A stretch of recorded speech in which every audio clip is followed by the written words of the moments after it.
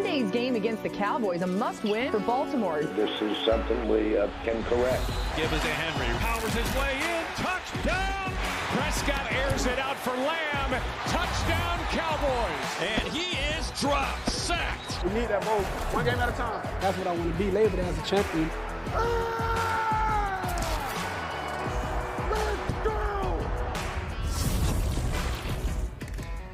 Oh, that looks cool. NFL Live in the middle there. All right, big weekend in Jerry's world with the Cowboys hosting Lamar Jackson and the 0-2 Ravens. Both teams seemingly in must-win mode already. Both the Ravens and Cowboys, some things to fix up. The Ravens ranked bottom 10 in the league last week in completion percentage and third down conversion rate. They went 0 for 3 on third down in the second half, which led to the Raiders' 10-point comeback. And the Cowboys defense couldn't stop Derek Carr and allowed him to have the highest QBR on the week. They also couldn't get off the field on third down. RC, the Ravens looking for their first win still. Kind of shocking. What are you looking out to see from this Baltimore offense in this game?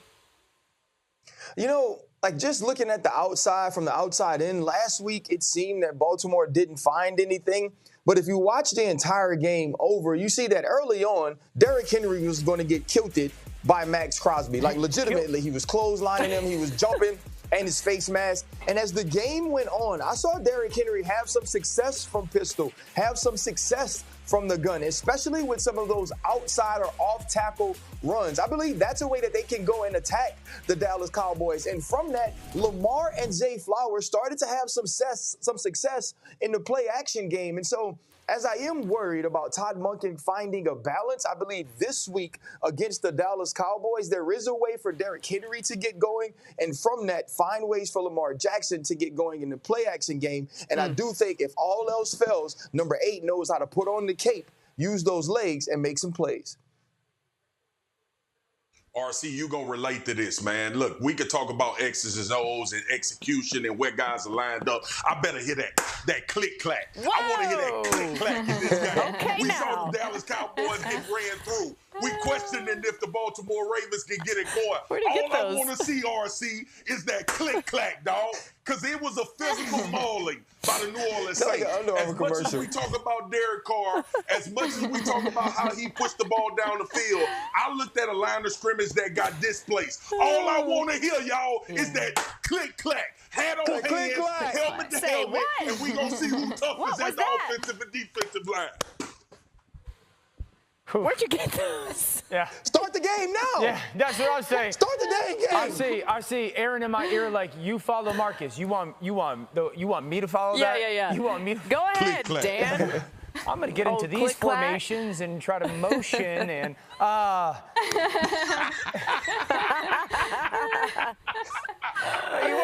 self-awareness is at a 10 on this show.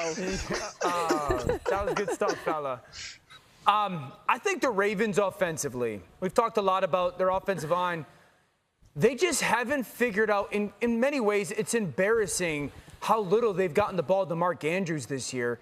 Not only that, how late they've gotten the ball to Mark Andrews. He didn't get his first catch until the third quarter in week 1.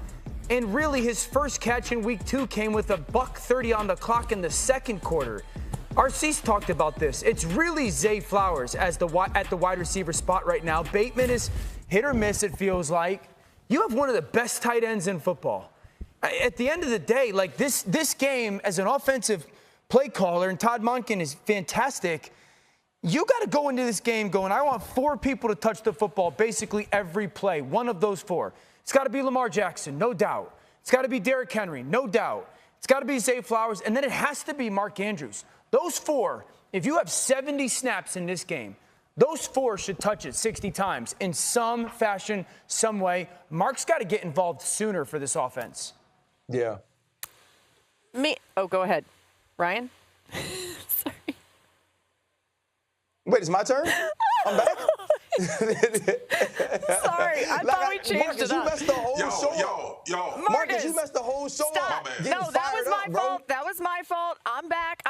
Mina, a lot of talk about the Ravens offense, but what about this Dallas offense? How can they exploit the Ravens defense? It's Friday. All of our brains are just going click, clack, click, clack, click, clack right now. Yeah, so one of the big developments in this Cowboys offense last season was when they started using CeeDee Lamb more as a traditional X receiver, right? The second half of the year in particular. So far this year, he's mostly been aligned in the slot. Now, some of that has to do with matchups and game script, no doubt. That has to change this week because let me tell you, there is no one in this Ravens cornerback room who I think can defend CeeDee Lamb. And what we saw Devontae Adams do at the end of last game against the Las Vegas Raiders, Lamb is capable of that. So it sounds obvious to say this offense goes through CeeDee Lamb, but I think in this one in particular, you want to use him as your X receiver, get those matchups on the outside, and trust him to win. All right, let's actually pick the game. Wonderful about what you're saying. I'm sorry. No, what Mina is saying is real, though. Think about Rashee Rice in the first game, right? He goes off for 120. And Mina mentioned Devontae Adams in that second half. That's to go along with 2 drops. He dropped a rail that would have been a touchdown, and then he comes wide open underneath. CeeDee Lamb can have himself a day. There is no corner that stands out for the Baltimore Ravens right now. Swag, do your question quick. Dan brought up Mark Andrews. I wanted to know, do you think they're trusting Isaiah Likely as a more explosive option at tight end than Mark Andrews now, and that's why we see that dip in production? Absolutely, but he's too important for Lamar, specifically with the creative plays as well. They got to get Mark involved early. All right, let's see our game picks here between the Cowboys and the Ravens. We're going to put the picks up. I am picking the Cowboys, and I can't believe you, Swagoo, but I'm going to pick them for you in your honor. Wow. Look at New Orleans, where the Saints have put up 91 points in their first 2 weeks of the season on their way to 2 blowout victories over the Panthers and Cowboys, while the Eagles still trying to find their rhythm after a late-game loss to Atlanta on Monday night. We're going to start with Marcus. What is the lock for this game, Swagoo? The lock for this game is that Alvin Kamara will go over 100 all-purpose yards. Listen, I think Alvin Kamara is like one of them dudes that played basketball that was stuck in the motion offense. Now they running high screen and roll, and he can get off. He can get to one of them $300 million contracts. I had him in that group of the Christian McCaffreys and the Saquon Barkleys early in his career. Alvin was actually one of those guys to kind of usher in this value of the running back position. It's back. They are using it in multiple ways, and we're starting to see it pay dividends in this new offense with Clint. Dan, what's the key in this game? Marcus, I would put you in high screen and rolls like those teams in the NBA do with Rudy Gobert, bro. I'll bust you. The key is going to be this Eagles defense, and can they stop the outside zone run scheme? We've talked about it so much over the past couple weeks. Someone's going to have to set the edge. Someone's going to have to get into the gaps and cut off the backside. And then the big thing is going to be the key is stopping that run without making yourself incredibly vulnerable in the middle of the field for some of those big play action passes. Yes, Lord. All right, let's see some game picks here. Yes, Lord. I just love it. I'm picking the Eagles. I don't know why, guys. I was doing the game. I was sending the game picks in earlier. I was texting. I was like, oh, let me just get a little crazy and pick the Eagles. So I can see it. There we go. Saints across the board. It's all good, and they're trying to go. Save the graphic. Listen, yeah, I'm trying, but I actually kind of think they might win. They might surprise some people. All right, let's go to Los Angeles next. There we go. Yeah, stop it, Dan. Thank you for getting that in, Swagoo. The Rams are looking to get their first win of the season as they host the Niners. 2 teams coming off big losses last week on and off the field, as they're going to both be without key players in this NFC West matchup. There's so many that are not going to be in this game. You see Cooper Kupp right there limping off the field. Of course, Puka Nacua is still hurt. George Kittle is out. The list goes on and on. Christian McCaffrey still not playing. Mina, let's go here. What is the lock in this game? I think the Niners go back to their older ways and lean heavily on play action, which has not been the case in recent years and thus far this season. They've been able to create uncertainty with their personnel rather than the play action pass. But now that personnel is no longer in the football game. You just saw this Rams defense get destroyed via play action against Arizona. I think Kyle Shanahan goes to his roots and uses that to create throwing windows for Brock Purdy. RC, what's the key in this matchup? I think the key is Brock Purdy executing this offense while not having his full complement of skilled players. We saw him struggle last year with Deebo Samuel out and Trent Williams. So now that you have some guys banged up, Christian McCaffrey, obviously the Achilles, Deebo with a calf, and now George Kittle, can Brock Purdy create big plays, but also manage this offense in a way where even if they're not as explosive, they're good enough to win football games? We didn't see that last year. Now it's about him taking that next step and elevating the people around him. Let's see some picks here. I really struggle with this one because of all the injuries on both of these teams that we've talked about. We're all picking the 49ers. I mean, I think I'm going to stick with it. Give me the Rams. I hear swag over there. Give me the Rams. They're so injured. Give me the Rams. I'm going to take the Rams. RC's taking the Rams. It's going to suck. I'm going to save the graphic. Even their kickers are. Give me the Rams. All right. Thank you, Ryan. I thought it was going to have to be. I'm done saving the graphics, so RC helped us out there. The 49ers, by the way, 9-1 versus the Rams First in the regular season. Ooh, week 3 is heating up. It's Patrick Mahomes and the Chiefs look to get 3-0 as they take on the Falcons. Both teams coming from behind to win late in week 2. Atlanta looking to prove their offseason hype is no joke with the defending champions in town on Sunday night. And Patrick Mahomes will make his 99th career start Sunday night. His 76 wins are tied with Tom Brady and Roger Staubach for the most in quarterbacks' first 100 starts since 1950. Mahomes has won 13 of his last 16 road games, including playoffs, and will play in Atlanta for the first time in his career. Mahomes is clearly a winner, as we all know. How can the Falcons have a chance in this game to keep it tight?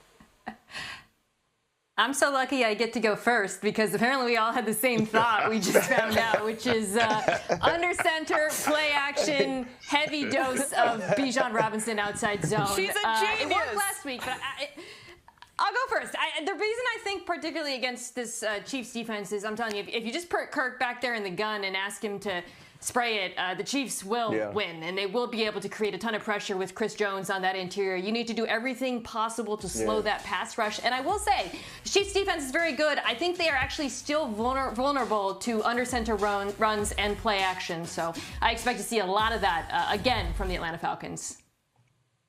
Yeah, and I think what Mina is saying, that sort of game plan, it allows Kirk to get into the flow of the football game. When you look at last week, it started early, or the first week of the season, it started early with the PBU by Dante Jackson because they were forcing Kirk to throw into bad coverage. They couldn't push people off the line of scrimmage. Now with Bijan Robinson, the ability to create the explosive play in the run, maybe that changes some of the pressure packages by Steve Spagnuolo to run blitzes where Kirk Cousins can get play action passes and have some time. Marcus has said time and time again, Chris Jones wrecks plays. He's like Godzilla. He destroys cities. And so if he's going to do that, attack him with Bijan Robinson, move the pocket with Kirk Cousins, and I think you have a better chance to win playing that way than you do the way this season started against the Steelers.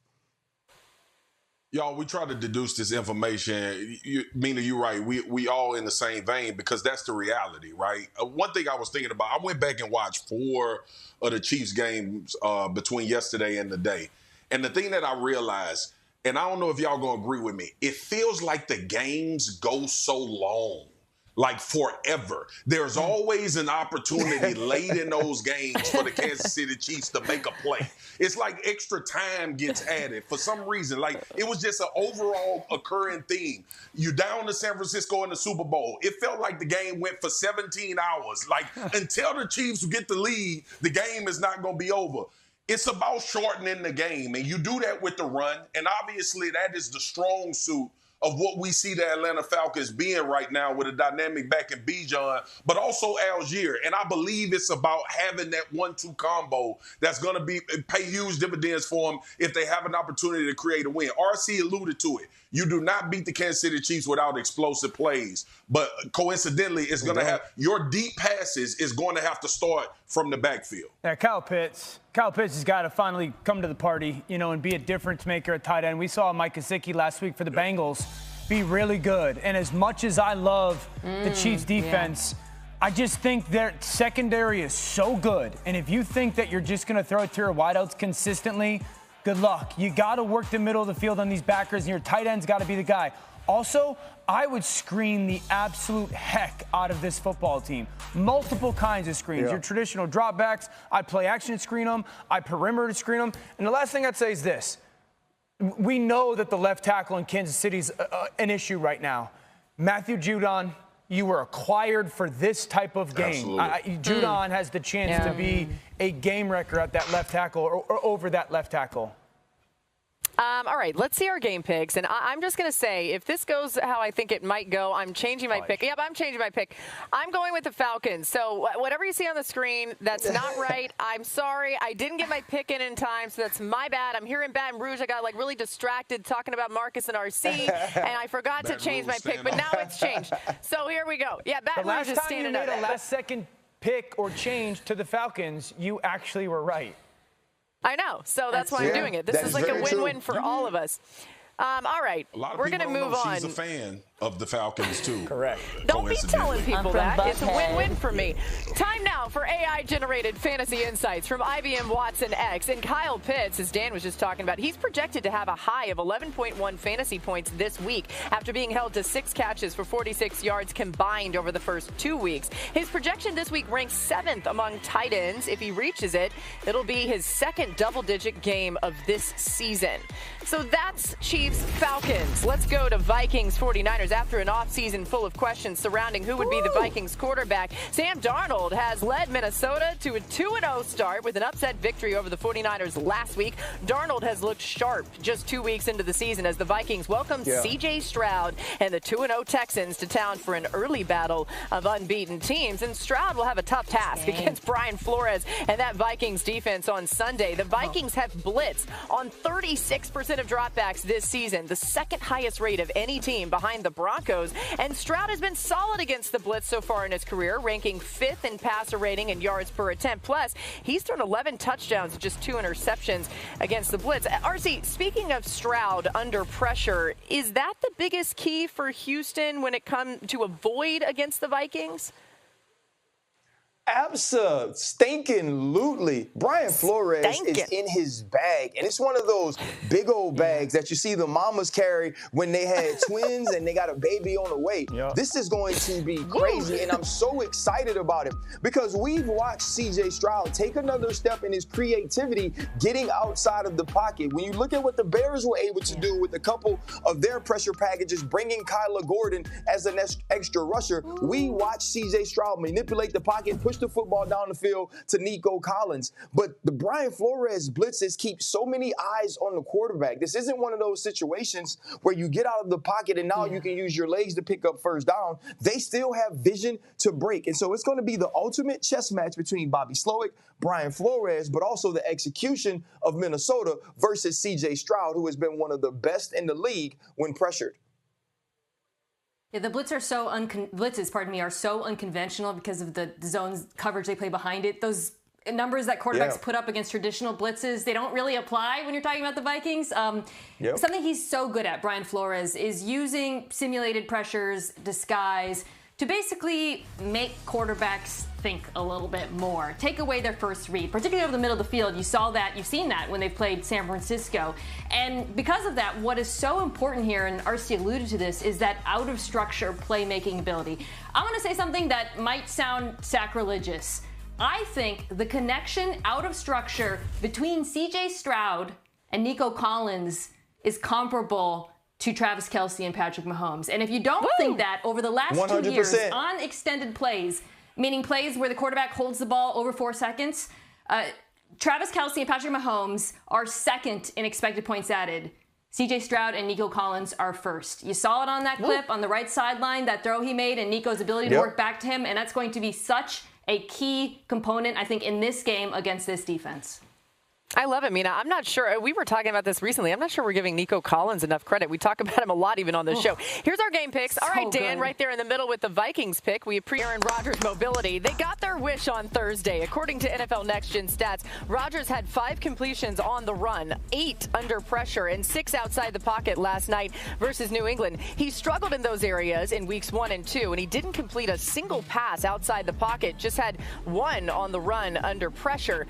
Dan, once again, we'll add that to your resume reel when it comes to the Emmys, but first of all, what else did you see out of this Jets offense? All right, Go ahead. Last night, Aaron Rodgers talked about how teams are playing Garrett Wilson. And he's saying, man, everyone's playing that cover 2 to Garrett Wilson.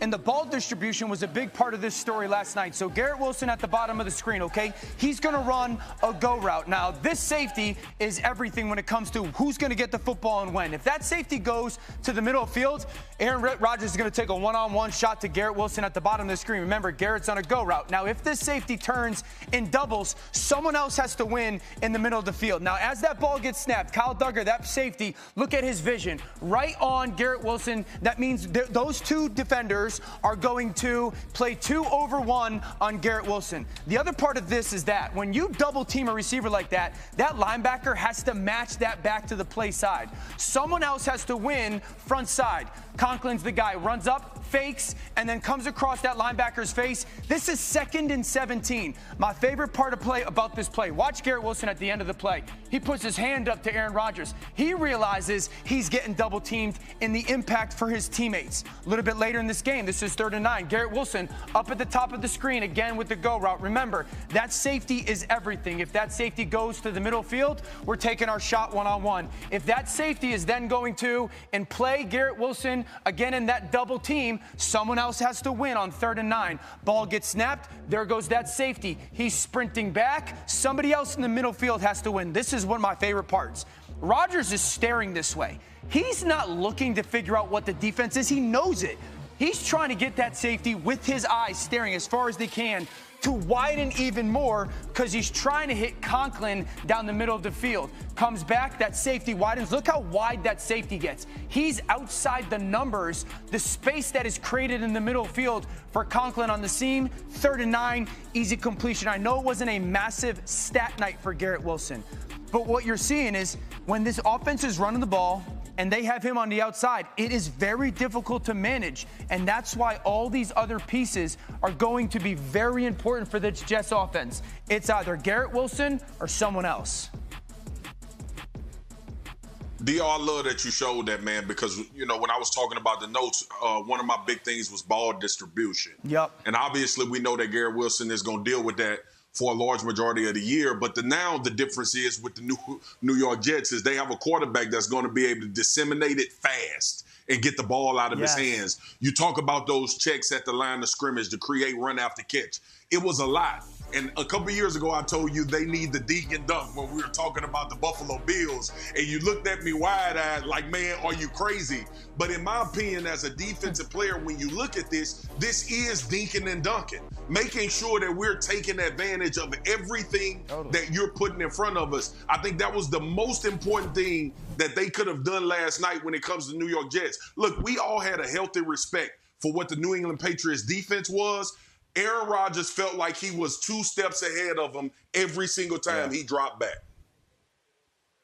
The combination of that in-structure quick game, which you're talking about, and then the outer structure plays we saw for Rodgers, it really compromises defenses. And it was the latter that surprised me, honestly, in this one, because as Laura highlighted at the beginning, we haven't seen that from him through the first 2 weeks, going 5 for 5 for 62 yards on the run, making plays with his leg. And that matters so much, even if it might make Jets fans, hold their breath a little bit every time it happens, because, and you saw this with New England, if you focus on that interior rush and you don't set a proper edge, Aaron Rodgers punished them for it multiple times last night.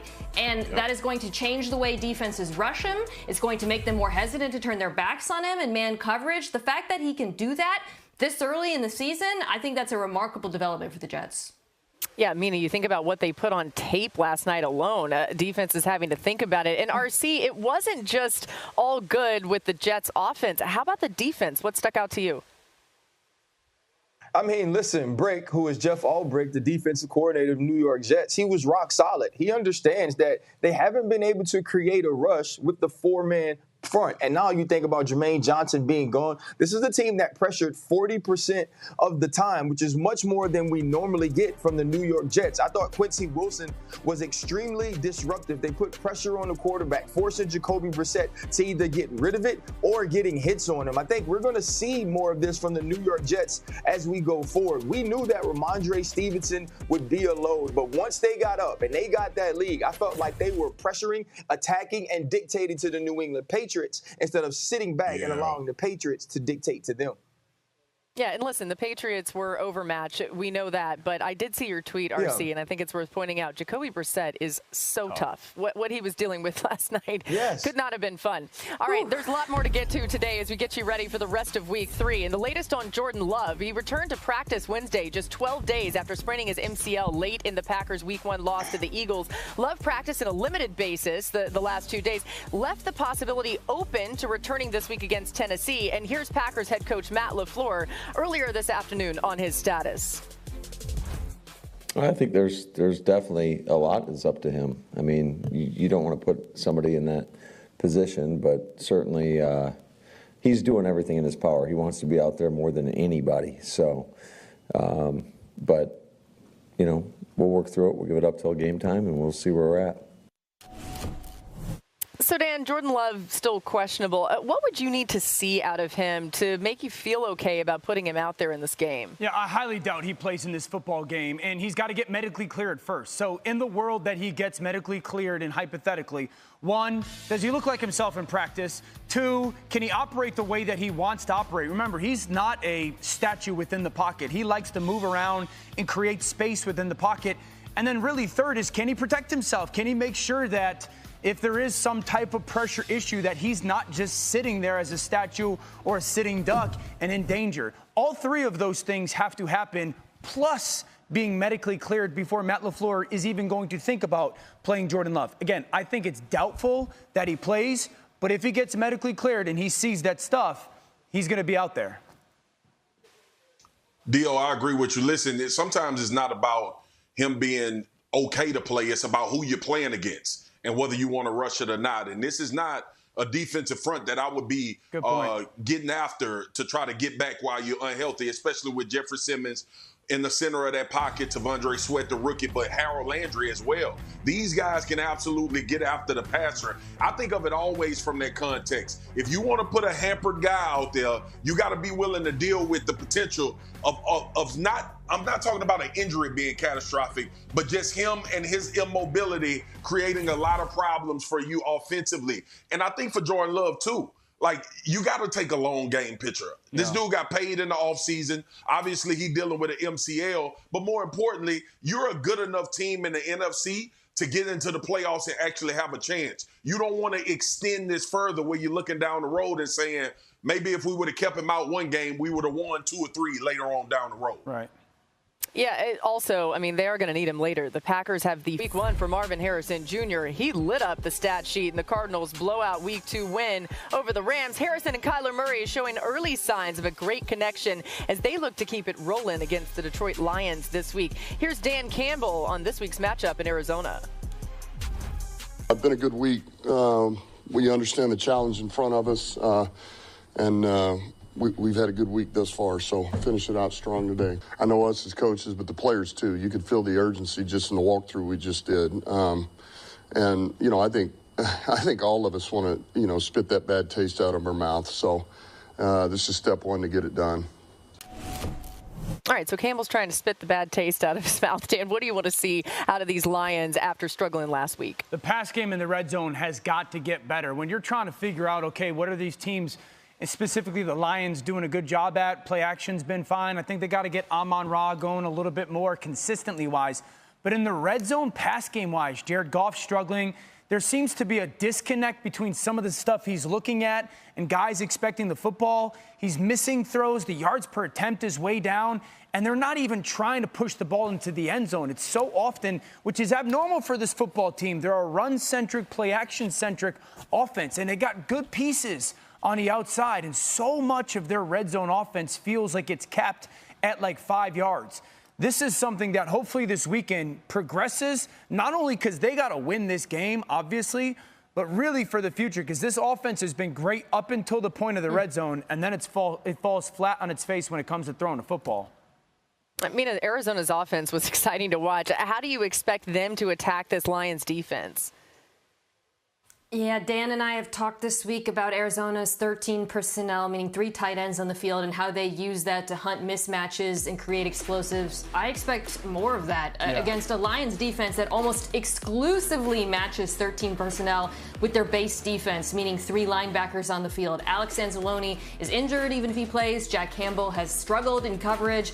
If I'm the Cardinals offensive coordinator, Drew Petzing, I am drawing a giant circle around those players. Expect to see a fair amount of under-center play action and a big day for Trey McBride, their star tight end. Yeah, Jared Goff has actually won 8 straight games versus the Cardinals. That's tied for the second longest active streak for any opponent. Let's see our game picks, see who everybody's picking here. We're kind of split across the board, I believe. We've got picks there for Marcus, Dan, and Mina for the Lions. Ryan and I are on the Cardinals, excuse me. So at least we're covered all the way across the board there. Field goal.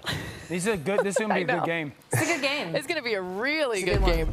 Let's go to the Bears and Colts. This year's #1 overall pick, Caleb Williams, has struggled. The Bears are off to a 1-1 start to the season. Caleb looking very much like a rookie in his first 2 career games in the NFL. And Williams looking to find his groove this week, taking on Anthony Richardson and the Colts in Indy. Time for a same-game parlay presented by ESPN Bet. We'll check out some of the props heading into this Bears-Colts matchup, and we bring Mina in for this. Mina, will Caleb Williams have over or under 215.5 passing yards? I'm going over, which is much needed, obviously, for Caleb Williams, given his struggles. For me, this is about the matchup. The Bears' interior offensive line has struggled a lot, but the Colts don't have DeForest Buckner. Of the last 8 quarterbacks they've faced, 6 have gone over this figure, and I think Caleb Williams does the same. Will Jonathan Taylor score a touchdown? I'm saying, yeah. I mean, he did so in 7 straight games before last week. I do think the Colts struggle to move the ball on a very good Bears defense, but if they do get to the red zone, low red zone, I expect Jonathan Taylor to punch it in. Will Anthony Richardson have over under 42.5 rushing yards?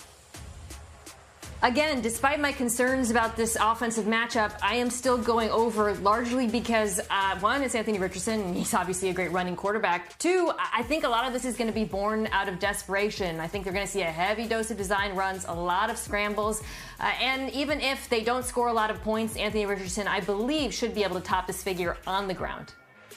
It's a matchup between the youngest quarterbacks in the league, with Anthony Richardson actually being the youngest. So that factors in, too, when you look at this quarterback play. A lot of talent there, no doubt. All right, with Profit Boost, same-game parlays, and exclusive offers from your favorite ESPN personalities, ESPN Bet has sports fans covered. New players can get their first bet insured up to $1,000 in bonus bets by signing up with promo code LIVE. Download the ESPN Bet app today.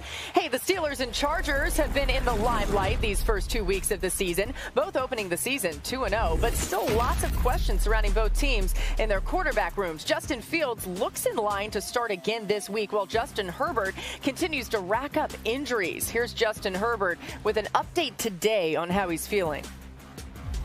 Thankfully, it's only Friday. I think that's something that we'll continue to do, and we'll do everything I can on and off the field to make sure that I'd be available, and I guess that's something that is yet to be decided. It's not great, it is what it is, and it's all about getting treatment and going in there and making sure that it's at its best and doing everything I can to limit the swelling, limit the pain, and just keep things moving forward. Just, I don't know if you want to share, was it like a high ankle sprain, a regular sprain? Were you told what kind of issue you have? Yeah, as far as I know, I was told a high ankle sprain. Interesting. All right, Marcus, if Herbert can't go in this one, you think the Chargers still have a chance? It's going to be really, really tough, Boogie, because I think in order to beat the Chargers, the Steelers, you have to have everything at your disposal. If you become one-dimensional against this football team with T.J. Watt and Cam Hayward and obviously Alex Highsmith on the other side, you can go ahead and send everybody home because the light's going to get put out by T.J. Watt and company. And the other thing is, the one glimmer of hope is that the Los Angeles Chargers has been running the ball at a very high level. Obviously, we know about J.K. Dobbins and what he's been able to do, but there's a very scary proposition with Easton Stick having to stand in that pocket and deliver on third and longs and figure out how to manage against a front that I think can rush against anybody in the history of the league. And I'm not playing and being facetious about what I'm saying. Yeah, so here is my Pittsburgh Steelers spiel to Justin Herbert. Justin, it's a long season. If you have a high ankle sprain, why would you rush back? Allow Easton Stick to go out there and play the best that he possibly can. And if you guys don't win, it's okay. It's just one game, Justin. It's only one game. But this does change what you're going to do if you're the Pittsburgh Steelers. We know that Jim Harbaugh has come into this team and made it a physical running team. J.K. Dobbins is getting, very good explosive runs in the run game. And so now we can be focused on that. You can stack the box, put all the pressure on Easton Stick. And then when you get in those third and medium to long situations, it's really going to be about pinning your ears back and finding him in that pocket. And I think no one does that as well as T.J. Watt singularly, but when we talk about the front, adding in Highsmith and Cam Hayward, some of the pressures we've seen with Patrick Queen as well, it's going to be a very difficult thing for the Chargers to do with one hand tied behind their back.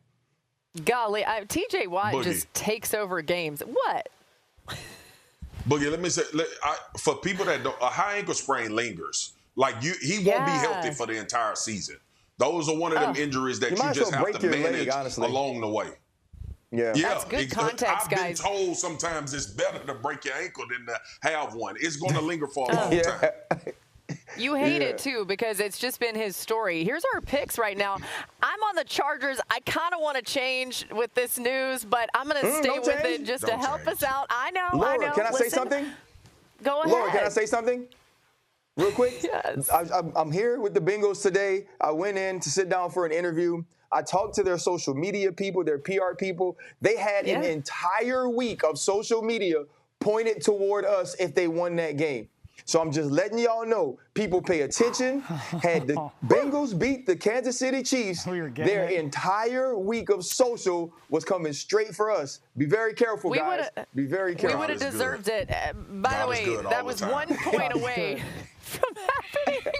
Praises. Hello, Las Vegas Raiders fans. Today we have news that is unfortunately not what we expected, and that is that the team has suffered a significant loss for the remainder of the season.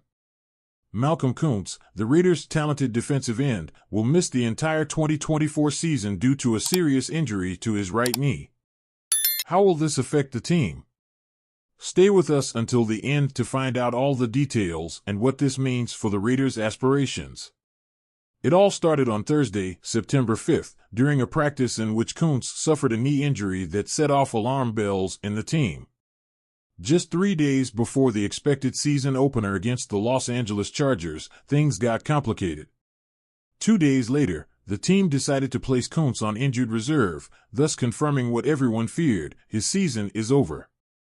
According to NFL insider Jordan Schultz and ESPN's Paul Gutierrez, the severity of the injury means the 26-year-old will not be able to step onto the field again this year. This is a huge blow for the Silver and Black, as Koonce had shown great performance in the second half of last season.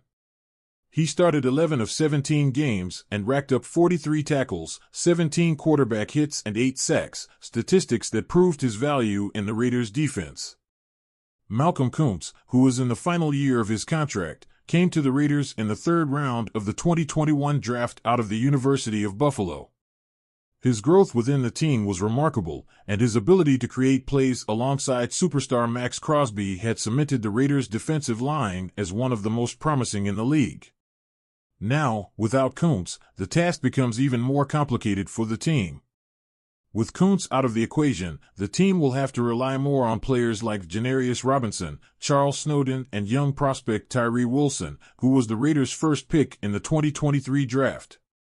However, Wilson has also been dealing with a knee injury and was unable to play the last game against the Baltimore Ravens, which leaves him as questionable for the next game against the Carolina Panthers. Added to this is that both Maxx Crosby and Christian Wilkins are also in doubt due to ankle and knee injuries, respectively. Despite all these obstacles, the Raiders are coming off a very important 26-23 road win over the Ravens, which allowed them to improve their record to 1-1 on the season. The question now, though, is, can the Raiders' defense hold its own without Kuntz and with so many key players in doubt? The next challenge will be the first home game of the season, when they host the Carolina Panthers this Sunday at 4:25 p.m. Eastern Time. The loss of Malcolm Kuntz is undoubtedly a loss that will affect the team's defensive dynamic, but the Raiders have shown in the past that they have the ability to overcome adversity. Can the Raiders stay competitive in a season that seems increasingly complicated? Who will step up to fill the void left by Kuntz? Leave us your comments below and tell us what you think about this situation. Don't forget to subscribe to the channel so you don't miss any updates on your Las Vegas Raiders. Thanks for staying until the end, and see you in the next video, fans. Go Raiders!